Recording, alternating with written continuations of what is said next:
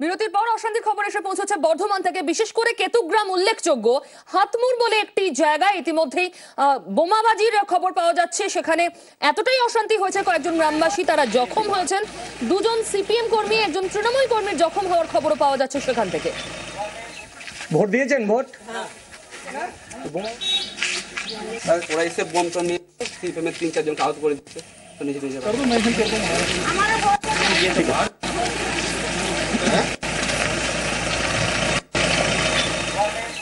Vote দিয়েছেন? Vote এখানটায় bomb ফোটা লাইনে দাঁড়িয়েছিল, ভয়ে ঢুকে পড়েছি, কিন্তু প্রচুর বোমা প্রচন্ড বোমা পড়ছিল। কি কারণ?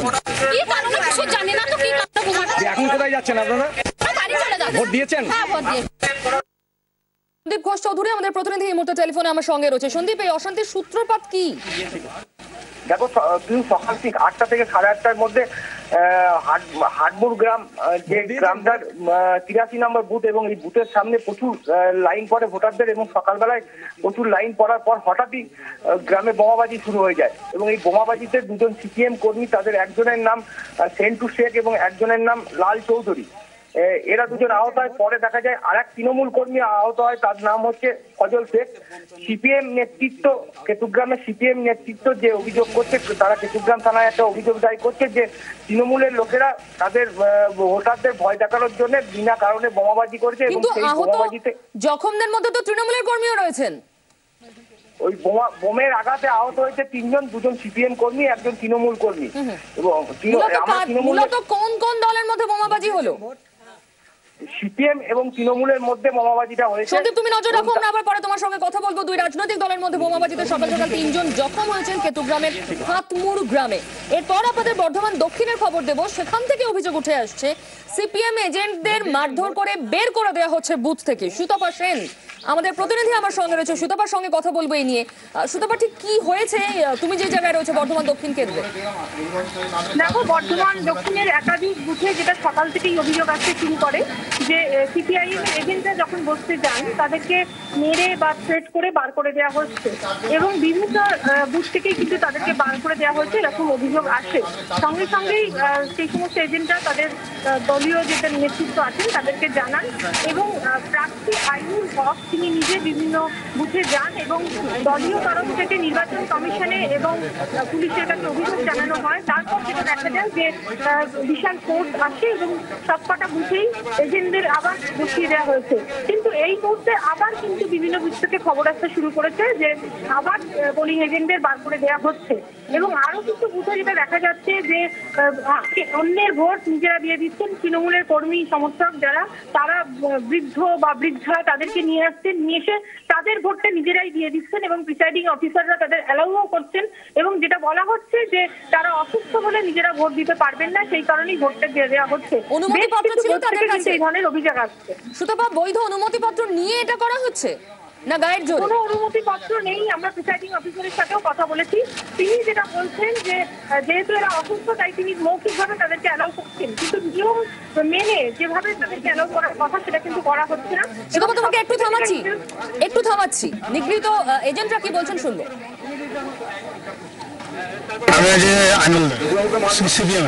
আচ্ছা, কি হয়েছিল আপনার সাথে? আমি সকালবেলা 5:30টার সময় 5:10 আমি যখন আসছিলাম, আমাকে ওরা ধরে, আমরা সবাই একসঙ্গে যারা এজেন্ট সবাই আসছিলাম, ওরা একসঙ্গে ধরে আক্রমণ করলো, আমাদের এজেন্টের ইয়েগুলো কেড়ে নিল, আর দিয়ে মারলে ঘুষি দিয়ে আমরা চলে গেলাম।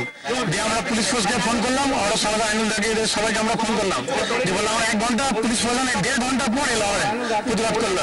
তার সাথে আমরা বললাম যে আইনুল দা এলো, বলে তুমি দাঁড়াও, আমার এজেন্টে আমাদের ফোর্স করলাম, পুলিশ ফোর্স এলো, আমাদের আবার ঢুকিয়ে দিল। কারা করলো আপনাদের? বার করে দিল কারা? ওই টিএমসির লোকরা। কি বললো? ওরা বললো তোমরা ভোট দিতে হবে না, 34 বছর অনেক দায়িত্ব করেছে, চলে যাও। আমি পোলিং এজেন্ট, আমাকে বসতে দেয়নি। কোন দলে? আমি সিপিএম দলে, আমি হকের এজেন্ট। আচ্ছা, কি বললো আপনাকে? আমাকে বললো যে আপনি এই ওয়ার্ডের না। আমি বললাম এই কেন্দ্রের ভোটার যে কোনো বুথে বসতে পারবে, কিন্তু ওরা আমাকে বার করে দিল। প্রিজাইডিং অফিসার সেক্টরকে টেলিফোন করলো, সে ধরছে না। আমি বাধ্য হয়ে বেরিয়ে এলাম। আমার স্ত্রীর হাত থেকে সমস্ত, সে এখানে বসেছে, কোনো বুথে ম্যাক্সিমাম বুথে এজেন্ট নেই, মেরে ব্যাপক মেরেছে সব। এখান দিয়ে আমরা ঢোকার চেষ্টা করছিলাম, সেই সময় মন্টুদার নেতৃত্বে এখানে সমস্ত কিছু সমাজবিরোধী আমাদেরকে মারধর করে এবং আমার যে এজেন্টের যে ফাইল ছিল, টোটাল ফাইলটাকে তারা লোপাট করে নেয় 233 নম্বর পার্টের, এবং তার সঙ্গে 232 পার্টে যারা ছিল এজেন্ট ছিল এবং সাধারণ কিছু ভোটার ছিল তাদেরকেও মারধর করে, 230-এরও ভোটারদেরকে কিছু মারধর করে এজেন্ট শুদ্ধ। আপনার মন্টুদা এখানে তৃণমূল করে। আর প্রথম হচ্ছে যে আমাদের এখানকার যে বিবেকানন্দ কলেজে যে আমাদের বুথগুলো আছে, এখানে আমাদের এজেন্টকে ঢুকতে বাধা দেওয়া হয়েছে, মেরে মাথা ফাটিয়ে দেওয়া হয়েছে। আমি যাচ্ছি ওখানে, আমি এখানে। আর এই এলাকার পিছন দিকটাতে সমস্ত অ্যান্টি সোশ্যালদের মোবিলাইজ করা হয়েছে, সেই মোবিলাইজ করে তাদেরকে আটকে দেওয়া হচ্ছে। বারবার পুলিশকে বলে ব্যবস্থা হয়নি, যদি পরবর্তীকালে 4 নম্বর শাখার উপরে আটকে ছিল, পুলিশ তাদের ঢুকিয়ে দিয়েছে। এখনো পর্যন্ত বাড়িডাঙ্গা এলাকাতে আমাদের এরা ঢুকতে পারে না, এই বাড়িডাঙ্গা যাচ্ছি, এই সব জায়গায় যাচ্ছি। এই এলাকাটাতে হচ্ছে পূর্ত ভবনে আমাদের এজেন্টে বসতে দেওয়া হয়নি। এসব একটা কিন্তু এই যে বলছেন এজেন্টদের মেরে বার করে দিয়েছে, কমিশনকে জানিয়েছেন? সময় জানানো হয়েছে, সমস্ত কিছু জানানো হয়েছে। কোনো ব্যবস্থা নিয়েছে? এখন মতো কোনো ব্যবস্থা নেয়নি। অতিথিদের সঙ্গে কথা বলবো। অশোক দা আমার সঙ্গে রয়েছেন। অশোক দা, চতুর্থ দিনের ভোট এখনো অবধি কি মনে হচ্ছে? দেখুন, ভোট কি মনে হচ্ছে, প্রথমটা তো আমি বলবো যে গণতন্ত্রে যেটা সবচেয়ে বড় একটা জয় দেখলাম আমি, তিনি যে দলেরই হোক, ওনার স্বামীকে খুব বিচ্ছিরিভাবে মেরেছে, কিন্তু ওনার স্ত্রী বলছে আমি ভোট দিতে যাব, আমি আমার ভোটটা দেব, আমার প্রতিবাদ করা দরকার। এটা আমার খুব ভালো লেগেছে। আর সবচেয়ে দুঃখজনক মুর্শিদাবাদের মৃত্যুটা, সকাল থেকেই মনটা খারাপ হয়ে গেছে। যে করে আমার বিরোধী দল হতেই পারে, তা বলে এরকমভাবে মারধরটা আশা করা যায় না। আর যেগুলো তো দমকল বা মুর্শিদাবাদের মানে অধিকাংশ বুথই হলো গিয়ে সংবেদনশীল বুথ, সেখানে যদি ইলেকশন কমিশন এবং পুলিশ ফোর্স ঠিকমতো ব্যবস্থা না নেয়, তাতে বলবো পুরোপুরি ব্যর্থ মুর্শিদাবাদে। অন্তত এতগুলো জায়গায় ভোট হয়েছে মুর্শিদাবাদে, তাহলে আমি বলবো এতগুলো ডিএমএসপির বদলের তাহলে যুক্তি কি? সেটাই তো বসছে, শুধু যুক্তি তাই নয়। তার আসুন দেখুন, মুখ্যমন্ত্রী বারবার বলছেন এরা যাবে আবার আমার কাছেই আসবে, এরা আমারই লোক, এই কথাটাও তো মুখ্যমন্ত্রী বলছেন। মুখ্যমন্ত্রীর কথাটা মানসিকতা, উনি কিন্তু মানসিকতার কথা বলেছিলেন। সোমনাথ দা, আপনি এখন যে যাই বলুন, মানসিকতা মুখ্যমন্ত্রী বলেছেন মানসিকতাকে বদলানো যায় না। না, মানসিকতা বদলাবে কি?